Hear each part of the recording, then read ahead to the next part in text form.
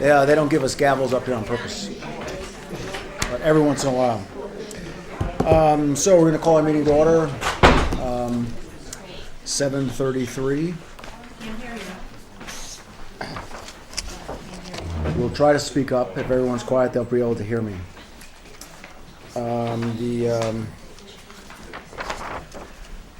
Notice is hereby given that the Woodbridge Town Planning and Zoning Commission will hold a public hearing on Monday, May 9th, 2016, in the central meeting room of the Town Hall, 11 Meeting House Lane, Woodbridge, beginning at 7:30 on the following application. The Woodbridge Village Associates, LLC, application for proposed changes to the zoning regulations to allow an alternative housing planned development. The foregoing application file is available for review in the Land Use Office of the Town Hall, 11 Meeting House Lane. Alan Lipson, Secretary. We're going to begin our public hearing. This is obviously up for discussion from the commission if they don't agree, but the game plan is that we'll listen to the application.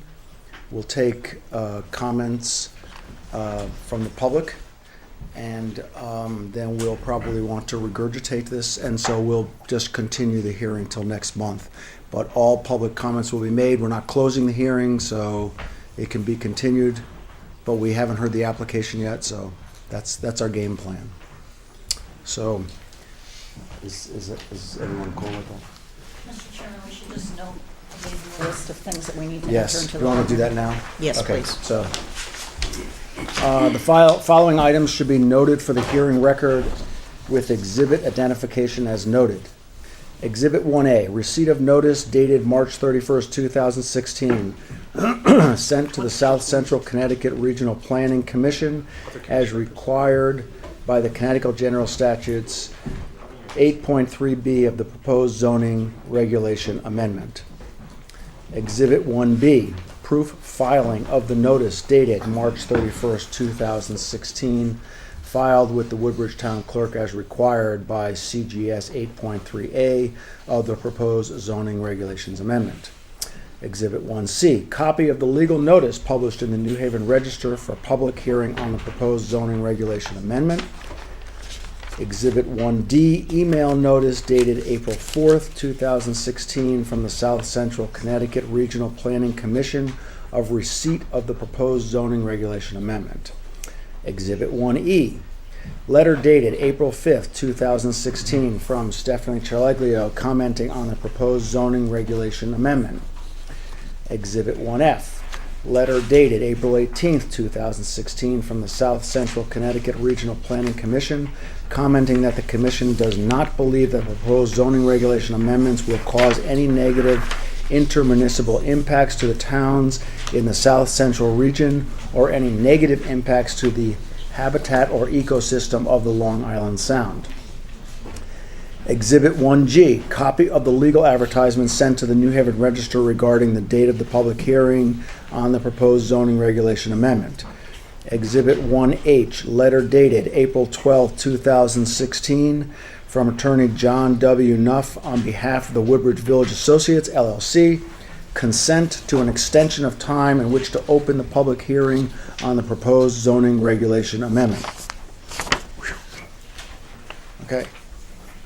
So, Mr. Nuff. Thank you, Mr. Chairman. My name is John Nuff. I'm an attorney with an office at 147 Broad Street in Milford, Connecticut, and I'm here tonight on behalf of Woodbridge Village Associates. And with me this evening is my client, Steve Wise. This is an application to amend 3 sections of your regulations, 3125, 3692, and 3.11, all of which relate to the active adult plan developments, or what we call the AAPD.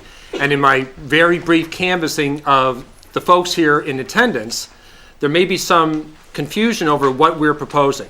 And I just want to make clear for the commission, and particularly for the public, this is only a regulation amendment. If this is passed, and certainly that won't happen tonight, we cannot do anything different from our property until we come back another time with a full site plan application. So to the extent that I certainly don't want to quash any comments by the public, and certainly we are receptive to all of them, but I just want to make sure it's clear for everybody that this is not a site plan application, and this is only a regulation amendment that will govern the future development of this property. So, as you know, Mr. Chairman, my client owns approximately 15 acres on either side of Bradley Road in the Development 1 district. Through the course of a multi-year effort, which actually began with your 2003 Plan of Conservation Development, which called for the creation of a village district in the flats, the town of Woodbridge and my client worked together to create the AAPD regs, obtain wetland approval, and then finally in June of 2008, obtain site plan approval for an AAPD project. Then, of course, in the fall of 2008, we experienced the Great Recession, which stalled or stopped numerous projects, including this one. Over the past 8 years, we have had a number of meetings with the town, and most recently, a year ago, almost to the day, with this commission, about revising the AAPD regulations in such a way that we can get this project restarted. You may recall a year ago that we had a very positive meeting, and in fact, I think we were invited to return with an application to amend the regulations. Our discussion that evening also incorporated certain provisions that raised some concerns, such as allowing a subdivision of the development. Any of those things that were issues of concern, we have not proposed as a part of this regulation amendment. We want to make this as simple as possible. So I want to be clear. In terms of the proposed changes to the regs, we are guided by 3 sources only. The first is your 2013 Village of Woodbridge Concept Plan, drafted by Alan Plattis, for whom I have a lot of respect. Your 2015 Plan of Conservation Development, which references that 2013 Village Plan, and frankly, the marketplace, and not just the Woodbridge marketplace for residential and retail, but the regional market as it's influenced by New Haven, by the state, and what's happening nationwide. So, which means we have no plan, we have engaged no engineer, we have engaged no architect to create a plan and such that these regulations are designed to conform to some plan. In fact, it's just the opposite. We have taken your documents, your planning documents, and used those together with what we see in the marketplace to guide these changes. So if someone were to say to us, well, how many units are you proposing? I can't answer that question. We haven't developed it. You say, well, how tall are they going to be? I don't know. We haven't developed it. But what you'll see is many of the things that we included in our original AAPD regulations are remaining the same, with certain exceptions to make this project get off the ground. So it is our hope that tonight is going to be the start of a new collaboration with the town, such that we can in fact get this project started and create an economic development impetus for the rest of the flats area. So in terms of the format tonight, I want to quickly review what has changed, what isn't changing, then go through the provisions of your POCD and the 2013 Village Plan, and then take you page by page through the red line of the regulation amendments, and then discuss some of your likely concerns. So with that, I would ask you to first turn to tab 1 of the handout I gave you, and I would just note for the record, I've given copies of a document entitled Application Woodbridge Village Associates, LLC, to amend the Woodbridge zoning regulations, May 9, 2016. Each of you has a copy of that. I've given copies to staff, and I've also given extra copies to staff for the members who could not make it tonight. So the first bullet is the elimination of the requirement that this development be a minimum of 55 years old or greater. Not only is this the single biggest impediment to getting the project underway, but it also excludes precisely those populations that the town and the village district should be embracing to create a vibrant community, particularly younger singles and couples. Since 2008, we've learned that the approved plan simply is no longer marketable solely to the over 55 population. You'll recall that we and a representative Toll Brothers met with you several years ago, and Toll recommended substantial changes to our approved plan that frankly the commission didn't like. So we took that off the table. But we've seen that the same sort of Toll provisions or the toll suggestions have resurfaced in the proposal for the country club. That's a very different project than ours. It's a very different location on a very different property. So it demonstrates that our plan, as approved, is not conducive to the over 55 demographic. And let's face it, should the town proceed with the toll proposal, that 55 and older community will be in direct competition with ours. That's not to say, however, that people who are 55 and older wouldn't benefit by this type of development. We are proposing an alternative type of housing stock, but just not solely limited to those people who are 55 and older. You know, they often talk about multifamily residential as being for families in transition. And certainly there are those people who are 55 and older whose families are transitioning, whether through being widowed or divorced or becoming empty nesters or snowbirds. So this would be a wonderful place for those people who are 55 and older to come and live. But to restrict it solely to those 55 and older is simply unmarketable. So that's the first and most important change in the regulation. The second bullet eliminates the requirement that residential units be condominiums. And this frankly reflects a national trend away from home ownership. We found a report from the Harvard's Joint Center for Housing Studies that this is due to a number of factors, including huge college loans. If you go to any seminar about multifamily residential and people say, well, why is so much multifamily rental housing being constructed? It's because every 22-year-old who graduates from college has hundreds of thousands of dollars of debt to pay off. They just can't come together, or they can't pull together the requisite deposit to buy something. So they're in sort of an untenable economic position if the only option is to buy. So it's not only that, loan foreclosures, concerns about home valuation, and we all know that incomes have been relatively flat over the years, so that's the second primary change to the regulation. So elimination of the 55 and older requirements and elimination of the requirement that these be condominiums as opposed to rentals. The other changes, it takes advantage of the property's proximity to downtown New Haven, Yale New Haven Hospital, and corporate headquarters such as Alexion, and we'll talk about that a little bit more in a moment. The architectural standards are exactly the same, have not been modified whatsoever. The same hardscape requirements, streetscape, all those are unchanged. It maintains the requirement for a town green and commercial space. It maintains the density of 10 units per acre. So merely because we're coming with this change, we're not going from 130 or 140 units to 200 or 300. We are capped at 10 units per acre. We have 15 acres. Our last approval, I think, was 134 units. So even if we were to max out, and again, we don't have no plan, it's a fairly negligible change. The height restriction remains the same. We are proposing to reduce the minimum size of the units. I think it was a minimum of 1,000 square feet in the flats and 1,000 square feet in the first floor of the townhouses. We've reduced that to 700 square feet. And if you look at any multifamily residential that's under construction or proposed now, they're all in that same general dimension. We have reduced the parking requirements in a way that is consistent with other towns' parking requirements for multifamily residential, and frankly, the real world. You simply don't need 2 spaces per unit, and I have some data from the ITE to back that up. The changes also make provision for the addition of active recreational space in addition to the passive recreational space of the town green. If the market demands a swimming pool or tennis court, these changes would allow for that. And the last change is that it reflects the current market demands. What was the square footage of the unit that you're going to? I'm sorry? So what was the square, 700? Okay.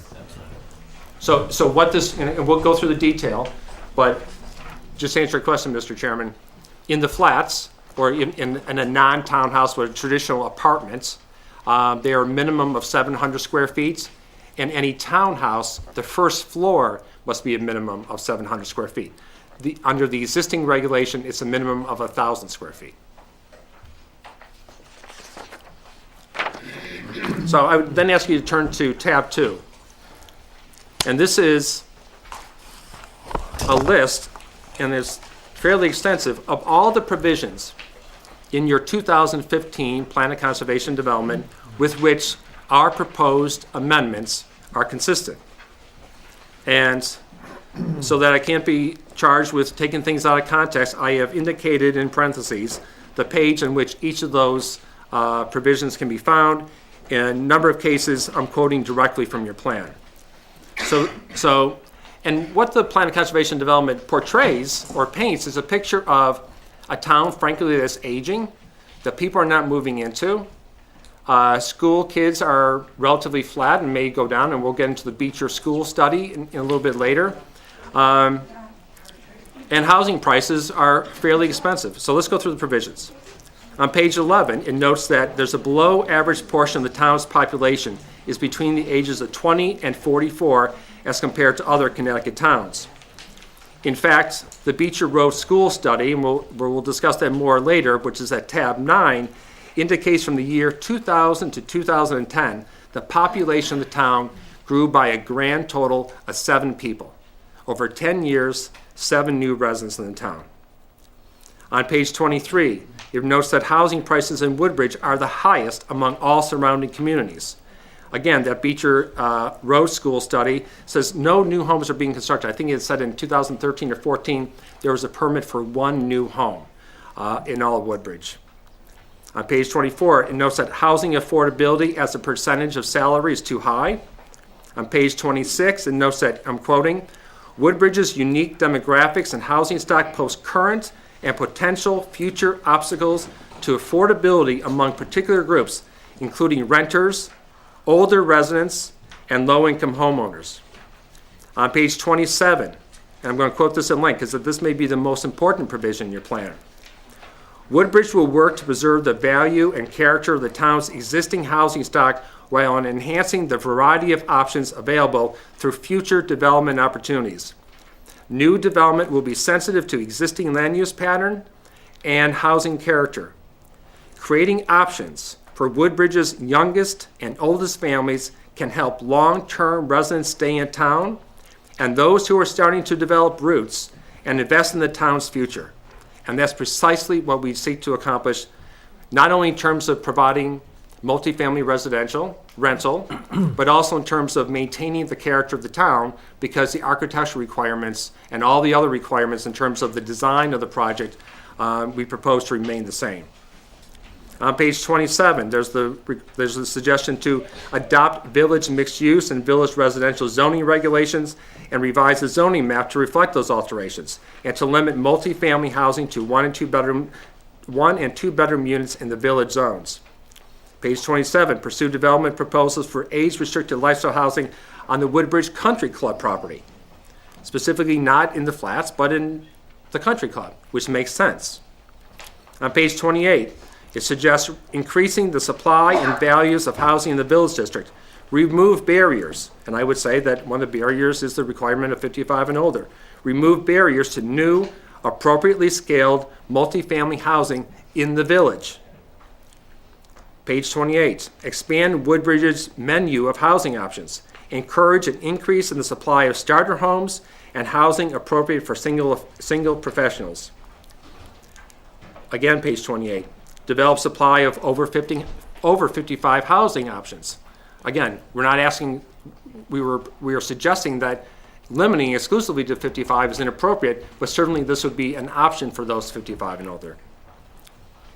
It also references the 2013 plan. It says that plan should inform the POCD, including improved pedestrian connections, standards for sidewalks and lighting, densification, keyword densification of key sites, including housing over commercial, and that's found on pages 38 and 64. On page 41, it says, understand the town's role within the larger regional economy. Focus on the unique strengths that Woodbridge has in terms of community character and open space. And I would just diverge from tab 2 for a moment to refer you to tab 3, which is from the City of New Haven, and it sort of is a nice summary of the tremendous changes and economic development in the medical and biomedical fields that are happening in New Haven as a result of Yale's input, and in addition to Yale New Haven Hospital and Smile Cancer Center. Yale is pumping out dozens and dozens of graduate students every year through their medical school and through their PhD programs, and Yale is encouraging those people to stay. They are helping provide seed funding so that New Haven can become a hub for the biotech industry. Those folks have to live someplace. They may not want to live in a high-rise in New Haven. As charming as that may be, they may want to see some green.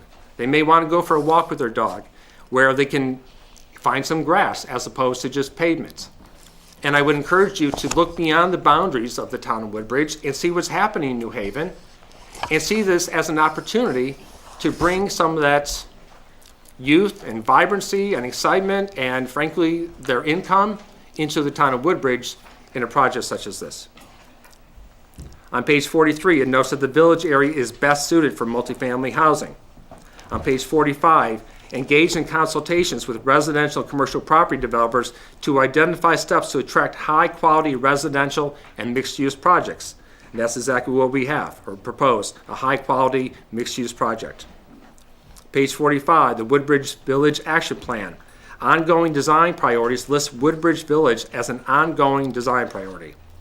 Page 45, clarify, strengthen, and extend the village district standards. You may recall that our AAPD regulations include architectural requirements. You also have architectural requirements in the village zone. My memory, I think I'm right on this, is that the town adopted its architectural standards for the village after we proposed ours, but it watered them down.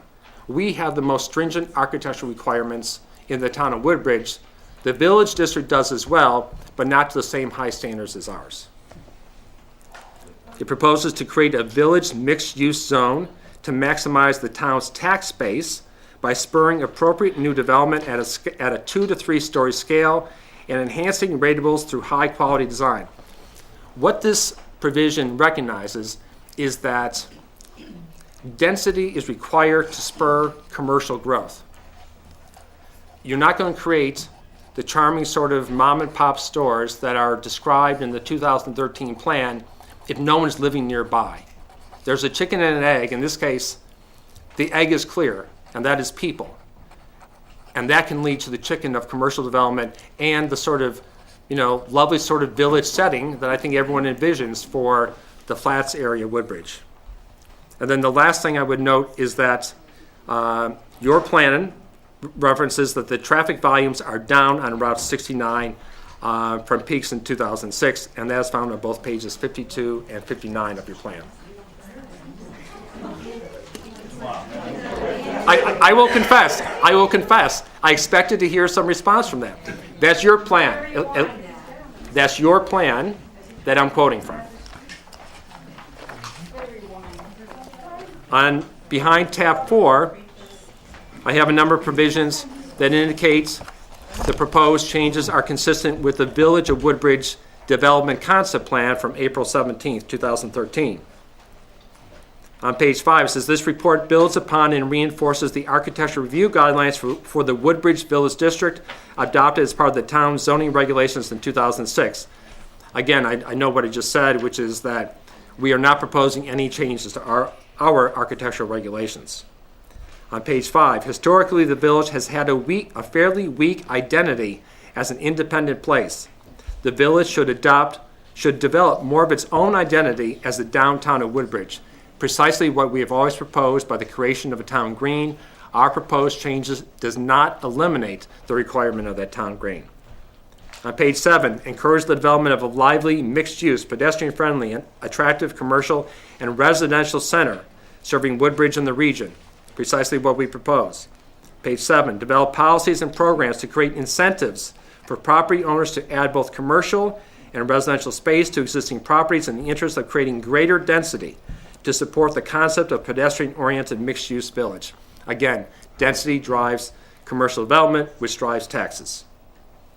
Gradually reduce the excessive amount of paved surface devoted to single-use parking. And we'll get to that more in a minute when we go through the regs. But again, ITE standards indicate, and your own plans, are consistent with just about every other town in Connecticut, which is let's reduce the amount of paved surface, because just about every site that has been developed over the past 40, 50 years up until recently is dramatically overparked. Put the focus on pedestrians and away from automobiles. In new projects, this approach would include siting buildings on or in close relation to streets and sidewalks with minimal setbacks, and locating parking in the rear or on the side of buildings wherever possible. Again, what we propose. And last, the addition of upper floor apartments above retail is a tested way to increase activity and value in the village center. All these indications are waving a flag to us saying, come, please, amend our regulations, create some impetus and some excitement and vitality in the flats area, and that's what we hope to do. So with that sort of background, I would ask that you, and I think Chris had indicated that you all have copies of the proposed regulations in both the clean and red line version. I think it's easier to follow along with the red line version.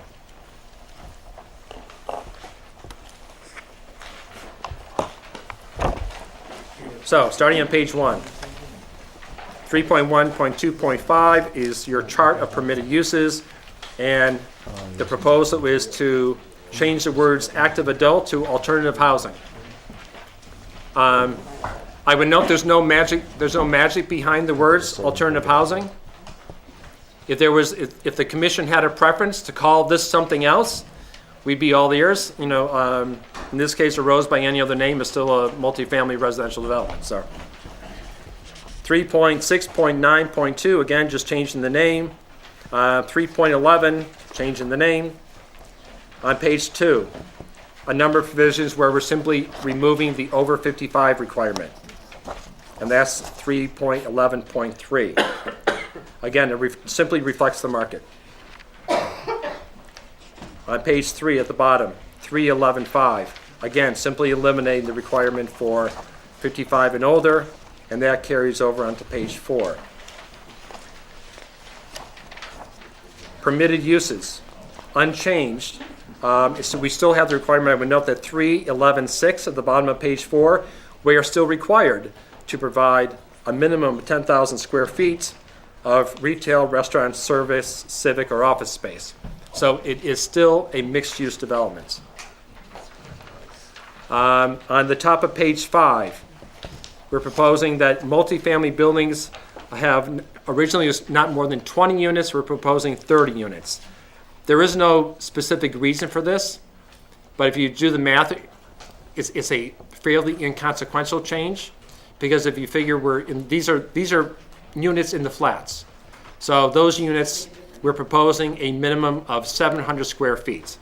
So if you have 10 more units in a building, that's 7,000 square feet.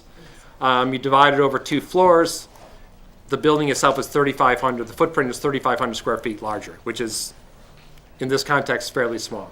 Again, there's no specific theory or strategy behind it.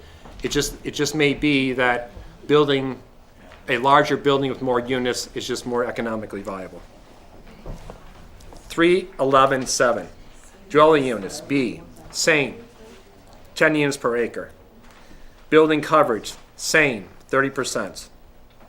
Living area, E, 700 square feet and 7,000 square feet. Height of buildings, 45 feet, the same. Distance between buildings, the same. 6, this is on page 6, number 6, B. Changing the requirement for, no, let's go back to A, I'm sorry. If it's a townhouse, you're required to have 2 spaces, still required to have 2 spaces. If you're in a flat, we're changing from 2 spaces to 1.5. And if you look behind tab 5, there are 2 sheets from the ITE manual. The first is rental townhouse, which suggests a parking demand of 1.62 vehicles per dwelling unit. So a rental townhouse, in our case, we are providing 2, so we're fine. And on the next page is rental condominium / townhouse. That recommends 1.38 vehicles per dwelling units, and we are proposing 1.5. And I haven't done it unless you, and we'd be happy to, but I could bring you probably regulations from at least a dozen different towns in Connecticut where multifamily residential parking is at 1.5 per unit or less. It's just simply not needed, and experience has borne that out. And by the way, the only people who will be harmed if there is insufficient parking is us. The reason why you have on-site parking requirements is so people don't park in the street. If people are unhappy with their parking situation, then chances are they won't rent there. So it behooves us to provide sufficient parking for our tenants. Parked up and down Bradley Road. On page 7, again, omitting the 55 and older requirement. On the bottom of page 7M, we are still required to provide the town green. That is unchanged. On page 8, streetscape, landscape, site furnishings, unchanged. Nothing changes. Bicycle racks, lighting, crosswalks, street trees, courtyards, and open space, all the same. Page 10, fences. We have the provision that if a pool is included, we can put a fence up around that pool as required by law. And 18O, providing for fencing around certain portions of the unit. Again, we don't have any specific plans. We don't know that a fence would be required or that the market would suggest that we fence a portion of it or have a gated community. We just don't know, but we thought we would add it in case that, that's what, the market leads us to. 19, sidewalks, curbs, driveway curb cuts, all the same. Page 11, architectural design standards, completely unchanged.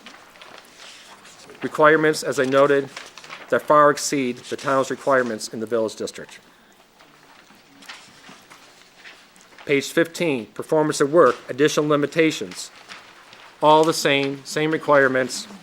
We have taken out the provision. If you recall, Mr. Chairman, we had talked about being able to build the north side first, and we wouldn't have to build the town green. That's gone. We have not included that provision. So, right, the regulations don't currently prohibit it, but For the approval, I believe, prohibited. But I want to call your attention to U2. It says all applicants must demonstrate that any phases of development as submitted are capable of sustained and independent existence within the standards of this section. So what does that mean? Sort of obtuse language. What it means is we are required to have a town green. We are required to have 10,000 square feet of residential of retail or restaurant space. So that means those things must be constructed as part of the initial phase. So we know that the town green was important. We know that the commercial space was important. And while we had talked about modifying that provision, it's in there. It's unmodified as it was in 2008. Yeah, okay, so we're going to obviously look at all that stuff, and you can keep going, but I will tell you, I remember pretty specifically having long discussions on the fact that the commission did not want the project to be like, start this part over here and stop and wait. And the idea is that once the project started, the whole thing had to be built. We have done nothing. And that's even one of the conversations that we had when you guys came back to us initially, so. And we have done nothing in these regulations to modify that, Mr. Chairman. So, and then there's a minor change under 4 for the performance bonds, and that's simply if we choose to have a pool or tennis court, we wouldn't be required to bond that portion of it. So we would be required to bond the town green, for instance, but not any of the other sort of community recreation areas. So I think from the town's perspective, in terms of the look and the feel of the project, that will be unchanged from what you contemplated when you approved this back in 2008. What will change is the look and the appearance and the age of the people, and I think that's a positive change. They're going to be younger, more diverse than our original 55 and older proposal. So, and I know that we decided to rather than ignore some of the concerns of the commission and the neighbors, we know that there's going to be issues regarding traffic and school kids. So rather than avoid those, I have some other extra tabs that we can discuss regarding those issues. Behind tab 6 is a letter from Frederick P. Clark Associates, Mike Galante, who's a professional traffic engineer. And in short, if you want to cut to the chase, table 1, which is the third page of that letter, provides that the senior housing would generate a total of 27 weekday morning trips, AM trips. A residential condominium townhouse that is not age restricted would generate 59 at the peak hour.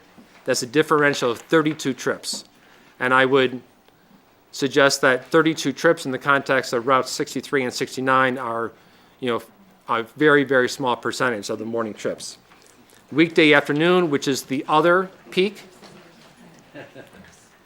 34 trips to 70 trips, a 36 trip differential, and a trip, of course, being either a trip in or a trip out, and that breakdown is provided.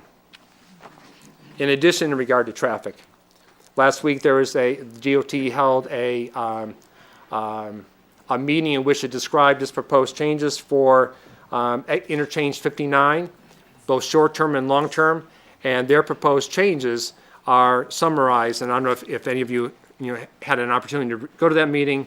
Someone from Frederick P. Clark did go to the meeting, summarized the changes or the DOT's proposals, and they propose to get started on the interim plan in the spring of 2018 and be completed by the summer of 2019, and the purpose is to improve capacity and operational deficiencies on State Route 69 near the Merritt Parkway or the Wilbur Cross Parkway. We're not running from the fact that there's traffic problems there. But we do believe that will there be more traffic as a result of a free market residential development? Certainly, as compared to 55 and older. Does that militate in favor of not seeing a development on that site and all the positive impacts it can have as dictated by your plan of conservation and development? I would say no. All right, next. All right, the last issue, school kids. I provided a report which is the gold standard. This is cited by every state authority. The towns review it all the time. It's the Rutgers study for residential demographic multipliers in terms of how many school kids a project can generate. And if you look on page, you have to look at the top, page 2-2. It says Connecticut 2-2, all school children, school-aged children, parentheses, SAC.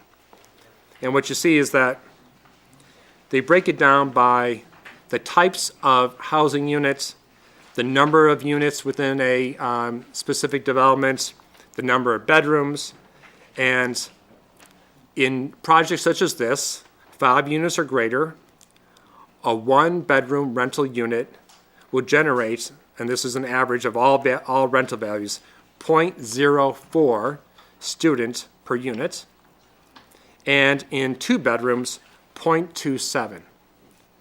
And I think that squares with what we all know to be true, and maybe our own experience, that you get married or you move in together, you have your first kid, and you maybe have a 2-bedroom unit, and the 2nd bedroom becomes a nursery.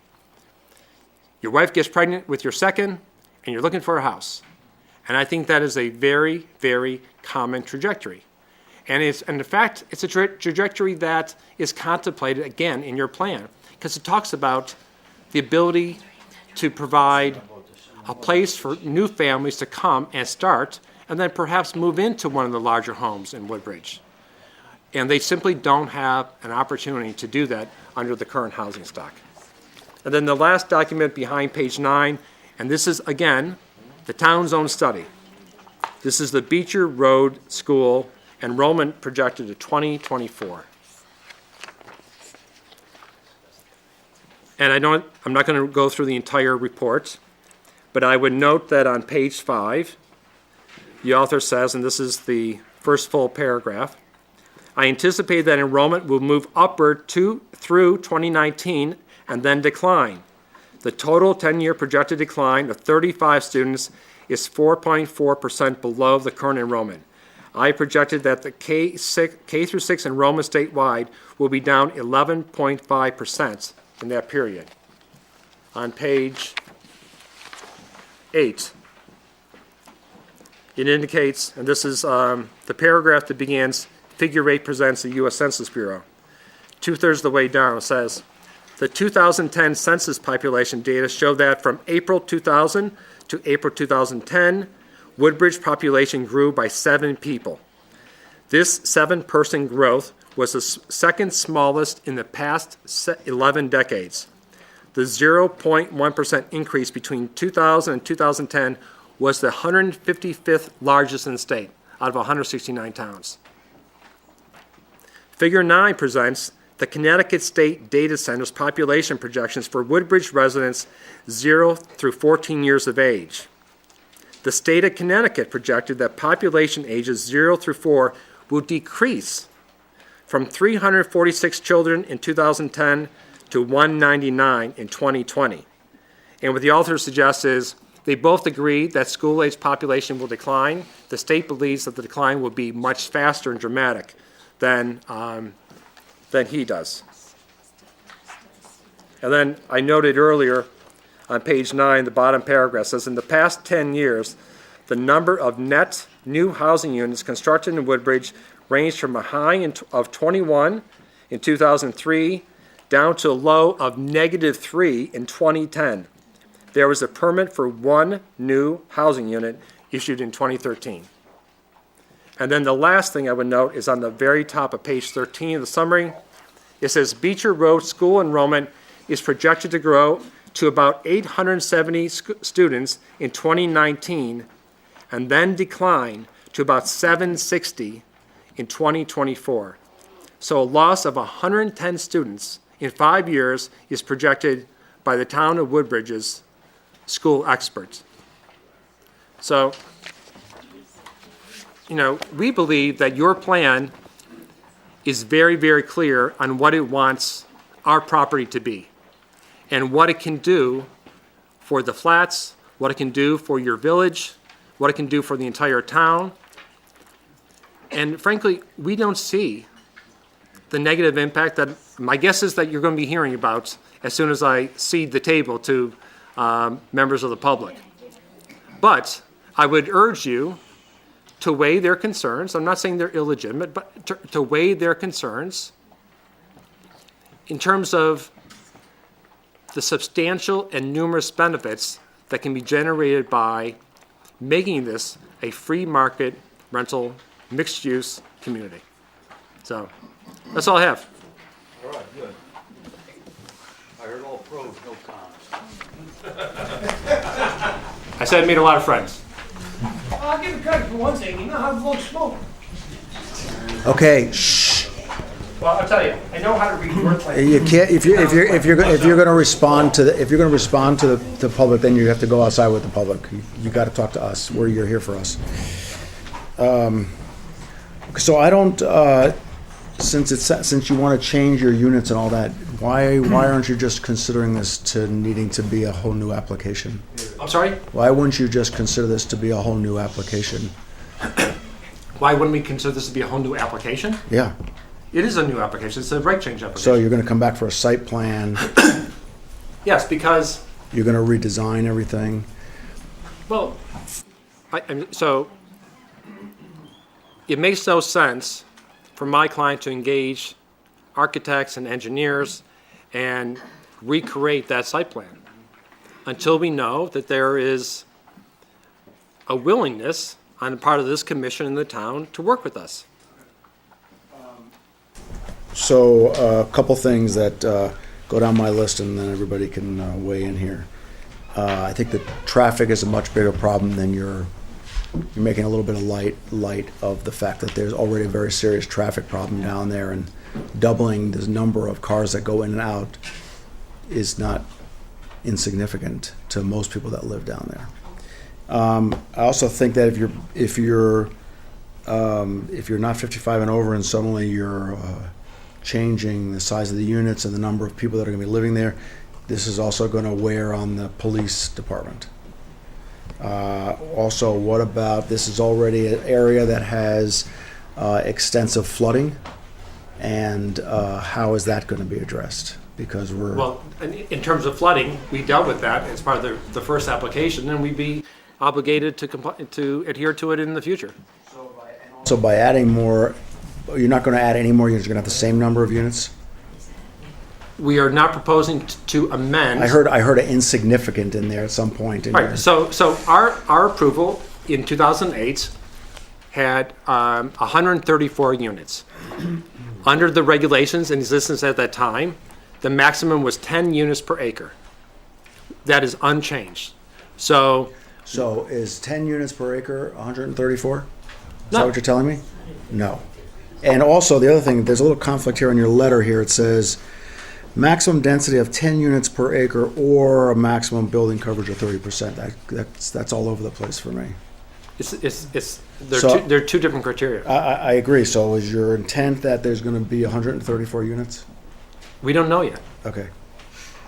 Okay, well, that's a big deal. Since that affects everything that I just mentioned as well, police, traffic, flooding, septic. Well, stormwater we have to deal with. Septic we have to deal with. Traffic, we'd be happy to bring Mike Galante if you want to talk about traffic. But again, Mr. Chairman, if the concerns about traffic are going to outweigh the 24 provisions in your plan, I'm not sure what that plan is designed to do. Well, it's actually a plan. And the idea is Right. this is a 10-year plan, and this is the direction that the town has saying they are willing to go. But that doesn't mean that everything can be done. There's a lot of work that has to get to the point where you can actually implement every part of that plan. And the whole idea is that this is the schematic phase, and then you have to go into the next phase, and you have to study it and see there may be things in there that can't be done. So it is true that that's in there, that's ideal, that's our concept, that's what we'd like to do. So I'm not arguing that part of it, but And frankly, this could be the start. it might be. That's why we're here listening. So. All right, so are there any questions, other comments from the other commission members?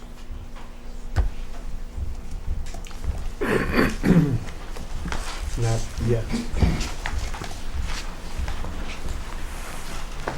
I do notice one thing in your weekday suburban peak period parking demand, where you, under tab 5, I don't believe this is a suburban area, so that may be something you want to look at in the comparison phase.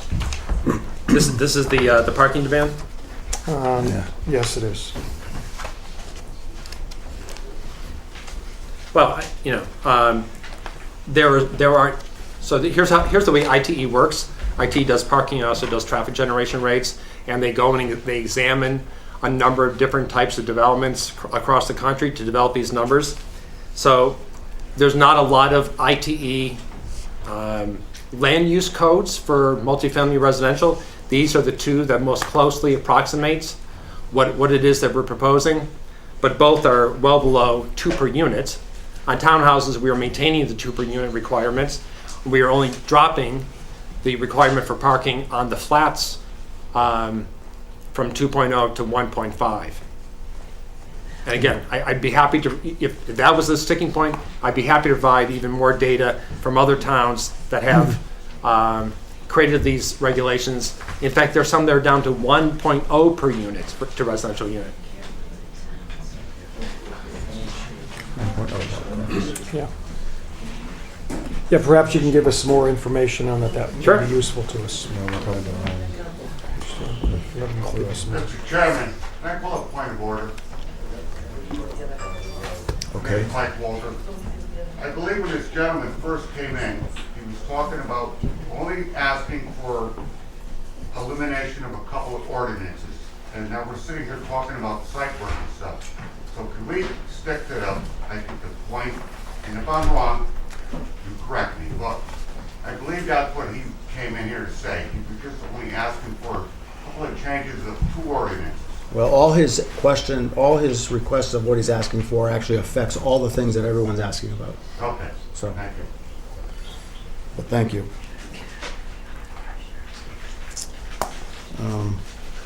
Could I ask you another question? Is there something you could point this commission to in terms of comparable development along the lines of what you're proposing? I mean, we are obviously an independent, 169 towns. We obviously border on a much more intensely developed community, and perhaps we can acknowledge the fact that it's a little more developed down there, and that's why we came up with these regulations, to encourage a little different development than the 1.5+ acres that are in the typical R1 zone. But I think we have to be very cognizant of all the people who've invested their dollars in the community. And we Understood. don't want to negatively affect, their going forward. So I'm wondering if you have any types of comparable developments that you might be able to point us to that would be helpful to us. Well, if we're coming back to you with information regarding parking, I guess I would ask that we could bring that back again as well, because I don't want to give you examples from towns that are not similar to Woodbridge. I mean, certainly in West Harbor, Blueback Square has a mixed-use development, but that's really apples and oranges. And there's a number of those in other communities that are much larger than what it is that Understood. than what we're proposing. So, I'm not asking for it now. What I'm Understood. suggesting is that would be I part of the appreciate proposal. that. You've heard that we're going to leave the public hearing open, I think. Understood. Okay, that's fine. That's useful.